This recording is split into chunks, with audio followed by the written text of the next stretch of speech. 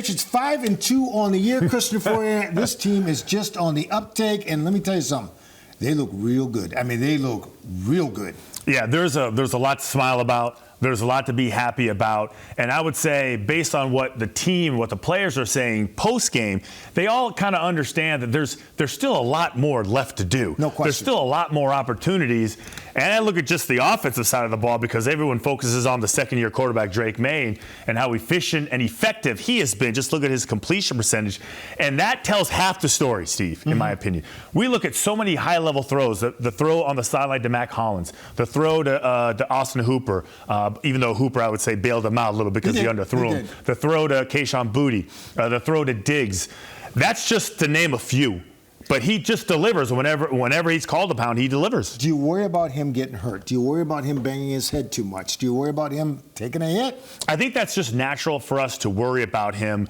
And it's less about like the direct hits that you see a lot of guys take. So what I've seen in my experience is it's the awkward falls. It's the free blitzer that tangles you up and twists you so you sprain your knee. It's the one that happened today where he had to go to the tent where he gets tackled and he falls violently back and his head hits and then he wakes up. His chin strap is over his nose, right? And they have to red flag it. They have to bring him out just to test him, and he ends up being fine. He comes back in, but that's the one thing I would be worried about. Drake Maye was dead accurate today. 21 of 23, 222 yards, 2 touchdowns. He even ran for 62 yards. I mean, he's just making the correct decisions. He's sliding better, which is great. But these receivers are coming up with big-time catches. Pop Douglas's catch over the middle, backhand, one-handed catch to bring it in. I mean, Drake Maye at one point made 16 receptions, completions in a row. And it's a good point for you because throwing the ball is half the battle, and they're not always going to be easy catches. They're not always going to be perfect. Somebody has to make it a difficult catch, and that's what they were doing because he's going to give you a chance, right? There was another late hands catch by Diggs on the sideline with blanket coverage. Diggs comes up with a catch. Hooper comes up with a catch. Boutte comes up. All of these guys are coming up with these catches. So, of course, you have confidence as a quarterback. And then his offensive line is giving him lots of time. Josh McDaniels is drawn up and calling plays at the right time, taking advantage of the defense. Lazy coverage by the defensive back. Safety, lazy coverage. Lazy safeties. Hey, but here's the other thing. They got the run game going today. Rhamondre Stevenson just racking up yards. Yeah. Dirty runs. Dirty runs. Dirty runs. Mike Vrabel called them dirty runs. Yeah. Dirty runs are basically, listen, there's nothing there. It's too hard. Like, there's not a clear lane. There's nowhere for him to run. He makes a hole when there isn't one, right? The offensive line stays on their blocks, and they keep pushing, which allows Stevenson or any back to just get positive yardage. Not every run is going to be for 50 yards. Right. You got to get the dirty runs. You got to get the hard yardage, right? So now it's 2nd and 4. Maybe it's 3rd and 1. I think we can convert that. Right? So lots of opportunities, good plays, still some things to clean up, obviously, but I'm really happy with the way things are. Defense started out slow in this game, but they came on, especially in the second half, and you saw guys making plays. You saw Marcus Jones come up with last week he had a sack, this week he has an interception. Yep. He came up big. Caleb Vaughn, Chason. Yeah, Chason. Strip sack. Runs it in for a touchdown. Yeah, and you kind of understood, you kind of expected the Tennessee Titans to have a slight advantage, especially early on in the game.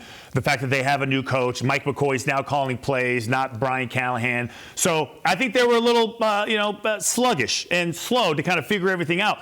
But that was it. That first quarter and a half, the defense wasn't having any more of it. Marcus Jones with an all-pro move again, showing up on tape, showing up on highlights. Caleb Chason strip sacking and then running it in for a touchdown, easy points. You love it when the defense scores. And then you get to that 31 mark, and you're like, holy cow, man. Look what just happened.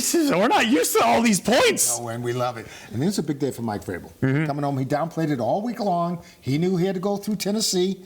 Comes back to Tennessee and just delivers the hammer. You know what? It's the hammer. We hear this a lot. You get fired from somebody and you spend a lot of time and energy there, you keep receipts. I had it when I played in Seattle and I left there and I came from New England. We finally got to play the Seahawks. People were asking me about it. I was like, no big deal. But I think I was dousing myself with Gatorade after we won because nobody was dousing me. Vrabel he's gonna get the game ball, and he should. Right. He should, based on where he was at, what he went through, and how happy he is to be here. That's what I love. His name after the game. What a slap in the face if you're the Tennessee Titans. Wow. Again, that's your own. You made your bed. Now sleep in it, One right? that got away. Yep. And listen, One hey, that got good away. luck finding. They may spend the next 10 years looking for a quarterback as capable as Mike Vrabel.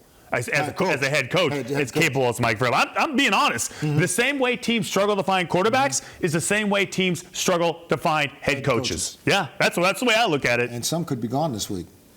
I think Mike McDaniel, head coach in Miami, is gone after today's. So? I think so. Oof. And if I'm the Jets, I'm thinking about Aaron Glenn as well. All right, they got Cleveland next. Yeah. Here's a team that their defense, scouting report on them, is strong. I don't want to call it a trap game because they're coming home, right? Yeah. Patriots now, 3 out of the next 4 games are at home, but they got to get it done against Cleveland. I think Cleveland is just scary enough to really get the Patriots' attention. They got a really strong defense with one of the best in the business, Myles Garrett, coming off the edge. Offensively, they're going to muck it up. Rookie quarterback, though. They're going to try, but they're going to run it with Junkins, who just went crazy today running the football, and they're going to try to play complementary football, slow it down, and hope you make a mistake. They didn't make many today. No, they did it, man. It feels good to drive home on a Sunday night, man, after a win. It does. Love it. All right.